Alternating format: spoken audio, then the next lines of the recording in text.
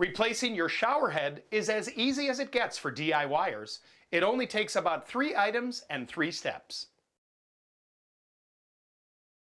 Turn the water supply off at the bath or shower knobs. Lay some old towels or cardboard down in the shower pan or tub so you won't damage the tub or tile if you drop a tool.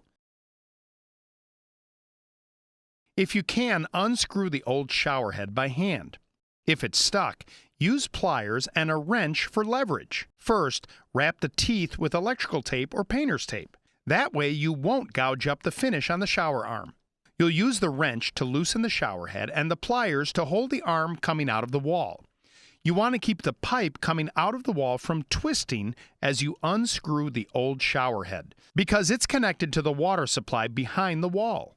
Unscrew the old shower head by grabbing the connecting nut and turning counterclockwise. A crescent wrench lets you put more leverage into this step because it locks into place around the nut.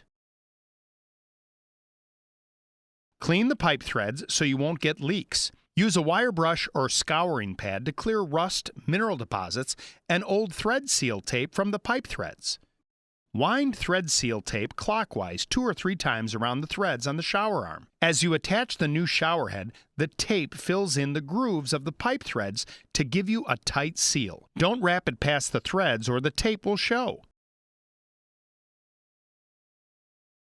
Twist right to tighten the new shower head onto the shower arm. Turn the water on. If the connection is leaking, tighten the shower head until the leak stops. If that doesn't work, remove the fixture and reapply the thread seal tape. Keep these tips in mind. If the old shower head is really stuck, soak the joint with a lime, calcium, or rust remover and let it work in. It can help to loosen up the fittings. For more helpful tips and advice, visit your neighborhood Ace and find us online at acehardware.com.